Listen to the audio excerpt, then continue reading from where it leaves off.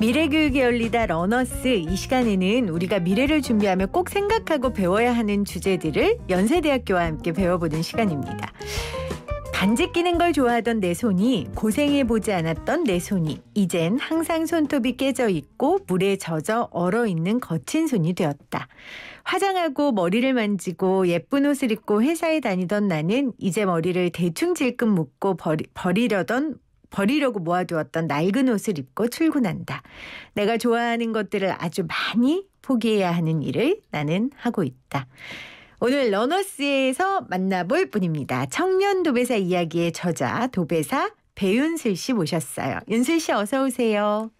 안녕하세요. 반갑습니다. 지금 도배사신 거죠? 네, 맞습니다. 몇 년 정도 되셨어요?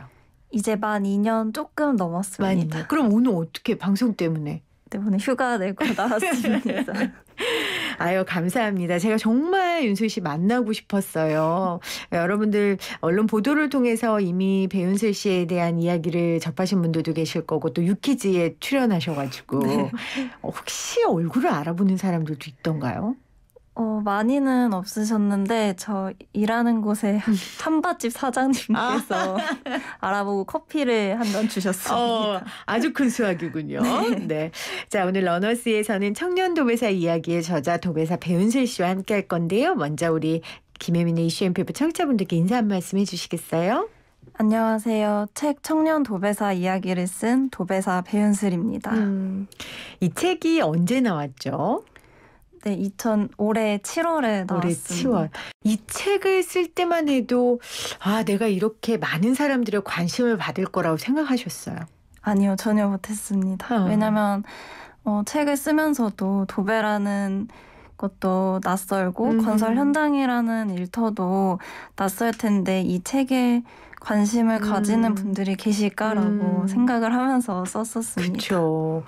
근데 요즘에 우리 윤슬 씨 찾는 사람들이 되게 많죠. 네. 현장에서 찾아야 되는데 많이 이제 곧 그렇게 될 거고. 왜 언론이나 사람들이 우리 윤슬 씨 이야기에 궁금해한다고 생각하세요? 저도 그 부분에 대해서 많이 고민을 해봤는데 여러 가지 생각을 해봤어요. 우선은 사실 모든 직장인분들은 퇴사를 꿈꾸고 이직을 꿈꾸시는데 네. 그거를 실현했기 때문인 것도 있는 것 같고요. 용감하게 일단 퇴사를 한 거에 네, 부러운 마음들이고 그런 것도 있는 것 같고 또 어떻게 보면 자기가 원하는 직업과는 별개로 좀 안정적이라거나 주변에서 괜찮다고 하는 직업을 택해서 마음 한켠에 또 다른 꿈을 품고 살아가시는 분들도 많이 계실 것 같은데 그런 분들께서 어떻게 보면 주변의 시선을 크게 신경 쓰지 않고 선택을 내린 거에 대해서도 공감해 주시는 것 같아서 많이 찾아주신다고 생각을 하고 있습니다. 그렇군요. 모두 다 사실 현실의 일탈과 탈출을 꿈꾸죠. 그만큼 우리가 서 있는 현실에 녹록지 않은 게 사실이고 퇴직을 늘 꿈꾸고 또 하나는 근데 결국 퇴직과 이직을 못한 이유도 남의 시선이 굉장히 크거든요. 그런 부분에서 조금 윤슬 씨가 자유로워 보였기 때문에 윤슬 씨를 향한 세상의 호출이 그렇게 많아진 것 같아요. 도배사가 어떤 일을 하는지 우리가 대충은 알지만 그래도 윤슬 씨가 한 번 더 도배사는 어떤 일을 하는지 소개를 좀 해주시겠어요? 우선 저 같은 신축 아파트 건설 현장에서 일하기 때문에 네. 그 이사 나가고 들어가는 집을 도배하는 일과는 조금은 차이가 있고요. 그렇네요. 네, 도배 작업 같은 경우는 보통 천장 작업을 2인 1조가 돼서 같이 한 다음에 이제 벽이 보통 시멘트 벽이어서 거칠 면이 있거든요. 그렇네요. 완전 날것이잖아요. 네, 그렇죠? 그런 거친 면을 이제 좀 특정 도구로 부드럽게 해주고 다듬고 그래도 여전히 거친 부분이 남아있기 때문에 초배지를 한번 붙여줍니다. 그리고 그 위에 마지막으로 벽지를 붙이는 작업을 하면 완료가 됩니다. 아까 제가 이제 서두에 읽은 글이 우리 윤슬 씨가 쓴 글인데 저는 지금 손톱을 엄청 화려하게 네일을 했는데 윤슬 씨도 원래 그랬었는데 지금은 사실 이게 아무 의미 없죠. 현장에 가면. 네, 해도 금방 다 벗겨지고 깨지기 때문에 아예 포기했습니다. 포기한 게 이 손톱만은 아닐 것이고 어떤 걸 제일 크게 포기했어요? 가장 크게 포기한 게 개인의 시간이라고 말씀드릴 수 있을 것 같아요. 아무래도 새벽에 출근을 해야 하다 보니까 퇴근하고 나서도 그 정해진 그 시간에 잠들지 않으면 그렇죠. 출근이 너무 어렵기 때문에 그렇고 또 그렇다고 저녁 시간이 아주 짧아요. 그래서 사람을 만날 시간도 많이 없고 그런 부분을 가장 크게 포기했습니다. 몸이 고되다 보니까 저녁이 없는 삶이 된 거죠. 퇴근을 네. 일찍 한다 하더라도. 친구들 만나는 그 또래의 삶은 포기했지만 또 현장에서 참 좋은 분들을 많이 만나신 것 같아요. 네, 맞습니다. 특히 그 소장님을 향한 애정을 제가 느끼기도 했는데 그럼 처음 우리 윤슬 씨한테 도배를 현장에서 가르쳐준 분이 지금의 소장님이신 거예요? 네, 지금 처음 들어갔던 팀, 소장님 팀에서 계속해서 일하고 있습니다. 그 소장님이 윤슬 씨 같은 후배를 받은 적이 있으셨던가요? 이전에? 소장님께서 도배를 오래 하셔서 정말 많은 분들이 거쳐가셨겠지만 네. 젊은 여자 도배사는 처음이었다고 말씀하셨습니다. 근데 어떻게 받아줘야겠다는 생각을 하셨대요? 사실 처음에 이건 정말 나중에 들은 얘기인데 네. 주변에서는 젊기도 하고 또 여자이기도 하니까 오래 못할 거다라고 주변에서 많이 얘기를 했다고 해요. 근데 소장님께서는 처음에 도배 시작하기 전에 미리 한번 만나서 얘기를 나눴었는데 제가 그때 저는 이러이러해서 도배를 시작했습니다라고 말씀을 드렸었던 걸 기억하시고 이 친구는 뜻이 있어서 자기 발로 걸어 들어왔기 때문에 분명히 해낼 거다. 와. 주변에서 아무 소리 하지 마라. 내가 책임질 거다라고 하셨다고 들었습니다. 세상에. 뭐라고 설명하셨어요? 내가 이러이러한 이유로. 그 이러이러한 이유가 궁금해요. 사실 제가 막 얘기하는 거랑 비슷한데 직장 생활에서 어려움이 있었고 그래서 정말 사라지지 않을 기술을 꼭 배우고 싶고 그래서 기술자가 되고 싶다라고 말씀드렸었습니다. 지금 4156님이 정말 칭찬하고 싶네요. 영원한 직업이네요. 이렇게 보내주셨고 많은 분들이 어쩔 때는 우리 윤슬 씨가 너무 분에 넘치는 칭찬인데라고 느낄 정도로 많은 분들이 이야기해 주시잖아요. 무슨 이야기를 제일 많이 하시던가요? 요즘에는 저는 그런 것들이 감사해요. 다른 분들이 본인의 얘기를 저한테 많이 꺼내놓으시더라고요. 아무에게도 하지 못했던. 네, 직장을 참 오래 다녔는데 그만두고 싶은데 고민 중이시라던가 아니면 뭐 부모님께서 이런 현장에서 일을 하시는데 주변에 얘기하기 부끄러웠었는데 이제는 그렇지 않다라던가 그런 속사정들을 말해주실 때 되게 이런 얘기를 제가 들어도 될까 과분하기도 하고 너무 감사한 마음이 많이 듭니다. 내가 하고 싶어서 또 해야 해서 시작한 일이 도배였는데 그 일이 또 많은 사람들에게 선한 영향력을 끼치게 됐으니 얼마나 윤슬 씨가 기쁘겠어요. 일할 때도 이 팔뚝에 힘이 더 들어갈 것 같은데요. 자, 오늘 청년 도배사 이야기의 저자 배윤슬 도배사와 함께하고 있는데 이제 이 프로그램이 저희가 연세대학교와 함께하고 있는 코너인데 연세대 출신이시죠? 네, 맞습니다. 몇 학번을 어떤 전공하셨어요? 저는 3학번이고 사회복지 전공했습니다. 사회복지. 왜 사회복지학과 가셨어요? 처음에? 처음에는 고등학생 때 그 학과를 선택할 때는 고등학생 때 했던 생각은 제가 학교에서도 공부를 할 수 있는 기회를 얻고 또 부족한 거는 뭐 학원도 다니고 과외도 하면서 그런 형편이 됐군요. 네, 이런 공부할 수 있는 기회를 얻은 것 자체가 어떻게 보면 제 노력에 의한 건 아니잖아요. 그 안에서는 최선을 다했지만 그렇다 보니까 이 교육한 것들로 얻은 거를 나중에 그렇지 못한 사람들을 위해서 쓰면 좋겠다라고 생각을 했습니다. 공부해서 남 줘야겠다. 네. 그렇군요. 그래서 사회복지학과를 갔고 4년간 그냥 남들 보내는 것처럼 평범한 대학생이었어요? 네. 좀 사실 평범했다고도 할 수 있는데 저는 그 대학교에서 정말 누릴 수 있는 것들을 많이 누리고 싶어 했고 또 호기심도 많아서 저는 다른 전공 수업들을 많이 하나씩 이렇게 많이 듣고 그랬군요. 그 전공이 가진 세상을 보는 그런 시선 같은 거를 배우는 걸 좋아했습니다. 그러면 졸업하고 이제 사회복지사로 취업을 한 거죠? 네, 맞습니다. 근데 그 생활이 고되고 힘들었나 봐요. 사실 일 자체는 너무 재밌었고 보람이 있었고 또 적성에도 잘 맞았지만 그 소위 말하는 사회생활이 있잖아요. 상사한테 잘 보여야 되고 아이고 회식 가야 되고 알죠. 그런 거를 잘 받아들이지 못했고 스스로 하고 싶어 하지도 않았었습니다. 그랬군요. 네. 그냥 공부해서 남주고 싶은 마음이었고 내가 대가 없이 누렸던 것들을 누군가에게 또 대가 없이 베풀고 싶었는데 사회생활이란 그렇지가 않지요. 네. 대가 없이 절대 돈을 주지 않지요. 그 현실을 깨닫고 그러면 다른 직장으로 이직을 할 수도 있었잖아요. 다른 일을. 근데 왜 도배사를 택했어요?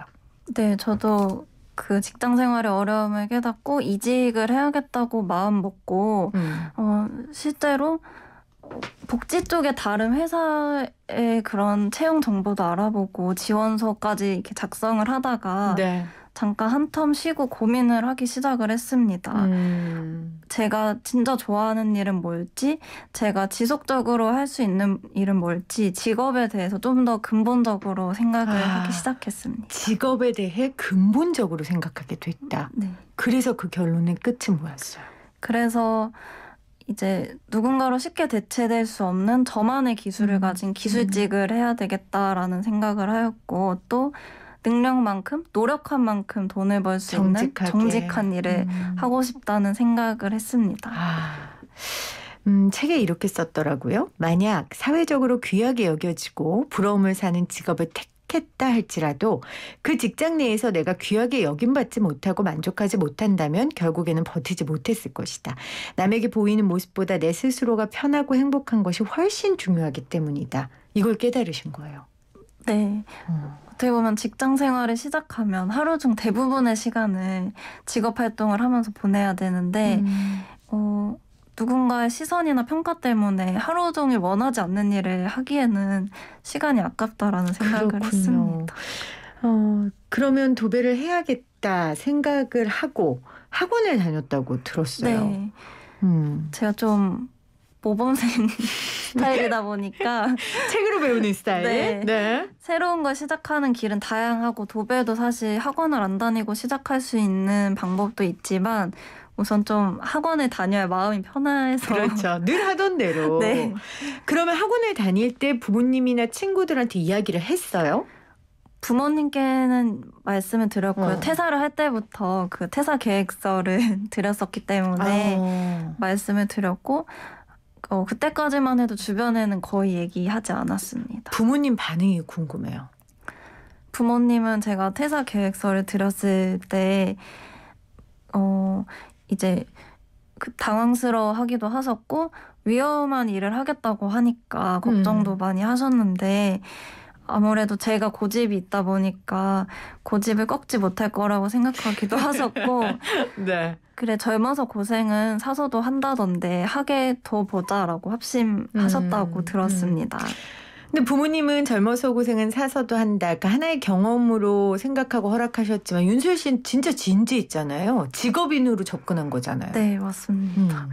그래서 더 잘하고 더 버텨야겠다고 생각하는 계기도 됐습니다. 그렇죠. 우리 은슬 씨 나온 한 기사 제목이 이거예요. 연대 나온 여자가 왜 그런 일을 해? 편견 딛고 월 500번은 그들. 근데 저는 이 제목이 좀 불편하더라고요. 무슨 말 하려는지는 알겠는데 그런데 사실 이런 말 많이 하죠. 네, 사실 많은 기사 제목도 꼭 명문대라던가 스카이라는 것이 들어갔고 그런 기사에는 항상 학비가 아깝다. 전공을 잘못 선택했다. 이런 댓글들도 많더라고요. 근데 저는 사실 단 한 번도 학비가 아깝다거나 그 대학에서의 시간이나 경험이 낭비라고 생각을 한 적이 없거든요. 그때 배운 모든 것들이 합쳐져서 지금의 저를 만들었고 그것들 속에서 제가 지금의 선택을 내린 거기 때문에 그 경험들이 없었으면 당연히 지금의 저도 없었을 거라고 생각을 해서 전혀 타격은 없습니다. 세상에 이 방송을 듣는 연세대학교 관계자 여러분들 뿌듯해하셔도 될 것 같은데 이 말이 굉장히 맞는 게요. 우리가 어느 순간 대학은 좋은 직장을 얻기 위한 필수 관문으로만 여기게 됐어요. 그게 아닌데 사실은. 네, 그렇죠. 그렇죠? 대학에서 수많은 친구들을 만나고 교수님들과 소통하고 미팅도 해보고 축제도 해보고 뭐 학술대회도 해보고 그 경험이 나를 좋은 사회인으로 만드는 건데 그런 건 어디서 배웠어요? 윤슬 씨는? 아. 사실 저도 그래서 대학생 때도 꼭 취업과 관련되지 않아도 정말 다양한 것들을 많이 경험하려고 했고 네. 정말 말씀하신 대로 살아가면서 하는 모든 행위들이 그럼요. 다 돈을 벌기 위한 것만은 아니기 때문에 충분히 값지고 의미 있다고 생각합니다. 맞습니다. 아까 전에 제가 그 기사에 이야기를 하면서 불편했다라고 했지만 사실 현실은 윤슬 씨가 이제 연세대학교라는 명문대학 졸업생이기 때문에 더 각광받은 것도 맞아요. 그렇죠? 네. 그거는 맞고. 그리고 이 현장직에서 일한다는 거. 왜냐면 우리나라는 아직까지도 현장직에 대한 편견과 색안경이 여전히 남아있잖아요. 그걸 좀 느끼세요? 현장에 있으면서? 실제로 자주 느끼는데요. 특히 제가 가끔씩 대중교통으로 출퇴근을 하면 그 먼지 묻은 안전화를 신고 대중교통을 이용할 때가 있습니다. 그럴 때면 꼭 제 신발을 한번 보고 얼굴을 한번 보고 좀 의아하게 쳐다보는 시선들이 실제로도 많고요. 또 한 번은 저희 팀끼리 다 같이 회식을 하러 갔는데 갑작스럽게 잡힌 회식이어서 다 같이 작업복을 입고 가게 됐습니다. 근데 아무래도 풀도 묻고 그렇죠. 얼룩덜룩하다 보니까 식당 사장님께서 분명 안에 자리가 있는데 자리가 없다고 둘러대시더라고요. 그렇군요. 그래서 저희가 이게 풀이 묻어서 얼룩덜룩하지만 이미 다 말라붙은 거라서 옮겨 묻거나 더러운 게 아니다라고 말씀을 드려서 우여곡절 끝에 들어가기는 했는데 끝내 방석에는 앉지 말아달라고 하시더라고요.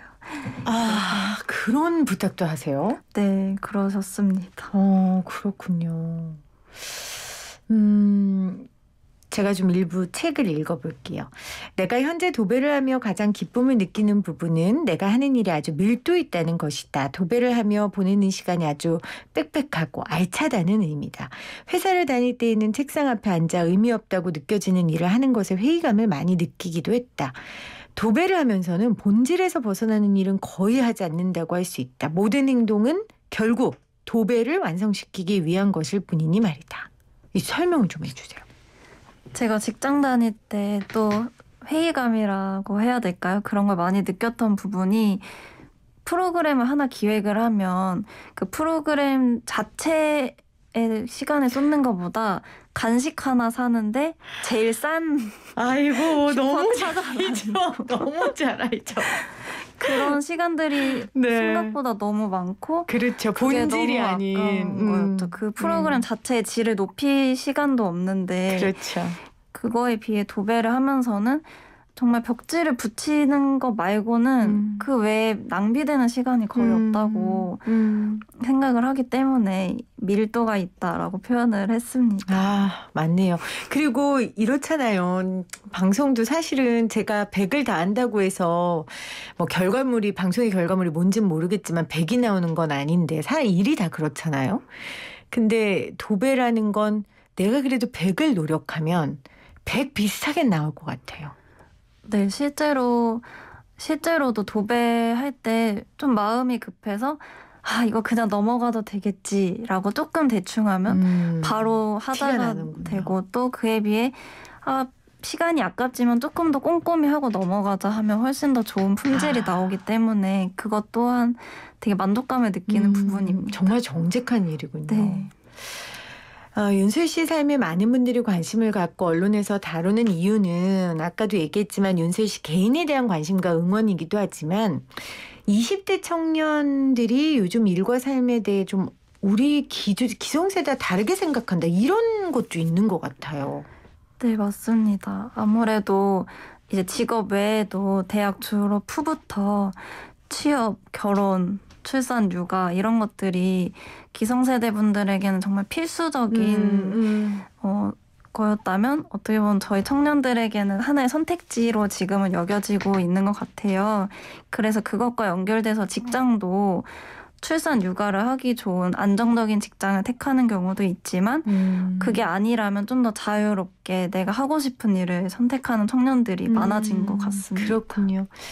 물론 그 내면에는 결혼이나 연애 아니면 인생의 좀 장기간을 계획하기가 녹록지 않은 지금 현실도 있습니다. 분명히 그런 것도 있는데 그러다 보니까 이제 청년이라는 단어가 어디서나 화두고 저는 최근에는 화두를 넘어서 이게 너무 과잉 소비되고 있는 게 아닌가. 실제 청년으로서 이런 현상은 어떻게 보세요? 저는 사실 뭔가 저와 관련된 이야기가 이제 언급될 때 청년이라고 붙는 게 좀 솔직하게 말씀드리면 부담스러울 때가 있어요. 왜냐하면 제가 청년의 생각을 대변하는 게 아니고 제가 청년들은 생각이 다 다른데 마치 요즘 청년은 다 이래라고 돼버리면은 더 부담도 되고 제가 하는 말에 무게도 느껴지더라고요. 그렇죠. 저는 제 생각을 얘기한 것뿐인데 그래서 그런 부분에 불편하죠. 있어서 어려움이 있을 때도 있습니다. 저도 불편할 것 같아요. 그래서 여쭤본 거거든요. 그러니까 우리가 말하는 지금 언론과 정치가 말하는 청년이라는 게 도대체 뭘까?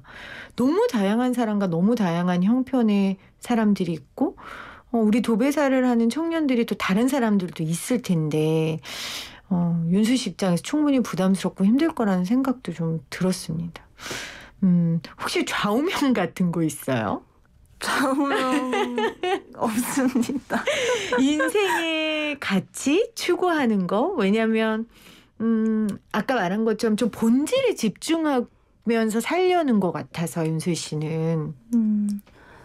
저는 그때그때 변하는 제 자신의 목소리에 귀를 기울이려고 노력을 많이 합니다. 왜냐하면 지금 만족하고 있다고 하더라도 또 저라는 사람이 언젠가는 생각이 변하고 할 수 있기 때문에 그때그때 제가 원하는 것을 찾아나가면서 살고 싶다고 생각합니다. 어느 순간 또 도배일이 내일이 아니고 다른 일을 하고 싶어질 수 있잖아요. 그렇죠? 네, 물론입니다. 그러면 그때는 또 새로운 일에 도전할 거고요. 네, 맞습니다. 청년 도배사 안에 갇혀 있을 이유가 전혀 없다. 네. 알겠습니다. 그래도 도배사를 하는 동안 어떤 도배사가 됐으면 좋겠어요? 어려운 질문인데 제가 책에도 썼었던 내용인데 이제 신축 현장에 처음 들어가면 그 아파트 밖에 조경을 이제 완성하기 전이어서 진흙밭이어서 비가 오면은 발이 엄청 푹푹 빠지는 길이 많습니다. 근데 가끔씩 보면 누가 그 길에 가기 좋게 정말 나무 박스 하나, 커다란 돌멩이 하나 이렇게 얹어놓고 가시는 분들이 계세요. 그렇군요. 그거 하나만 있어도 발이 안 빠지고 갈 수 있거든요. 그래서 저도 도배사들 중에 정말 훨씬 뛰어나신 도배사들이 정말 많지만 저는 그 돌멩이 하나의 역할 정도 할 수 있는 도배사가 돼서 이 길로 가고 싶은데 그 길이 너무 막막하고 진흙에 발이 빠질 것 같은 분들이 살짝이라도 밟고 조금이라도 편하게 갈 수 있도록 도와드릴 수 있는 그런 역할을 하고 싶습니다. 그런 역할을 지금도 하고 있다는 생각이 들어요. 마지막으로 우리 윤수 씨 같은 친구들 지금 사실은 현장이 지금 내 삶을 좀 바꾸고 싶은데 용기가 안 나고 그 용기가 안 나는 이유는 내 내면의 이유일 수도 있고 바깥의 이유일 수도 있는 분들에게 한마디 격려해 주신다면 무슨 말을 해줄 수 있겠어요? 제가 자주 하는 말이기도 하지만 주변의 시선에 너무 휘둘리지 마셨으면 좋겠다고 얘기하고 싶습니다. 그 주변의 평가나 시선은 짧은 한순간이고 제 삶은 제가 매일매일 살아내야 되잖아요. 그렇죠. 뭐가 더 중요한지 생각해 보시고 판단하시면 좋을 것 같습니다. 오늘 제가 너무 많이 배웠습니다. 정말 감사하고 앞으로도 이번엔 청년 도배사 이야기지만 중년 땡땡땡 이야기, 노년 땡땡땡 이야기의 저자 배윤소 씨가 참 기대된다는 말씀으로 오늘 인터뷰를 마무리하도록 하겠습니다. 윤소 씨 오늘 고맙습니다. 감사합니다.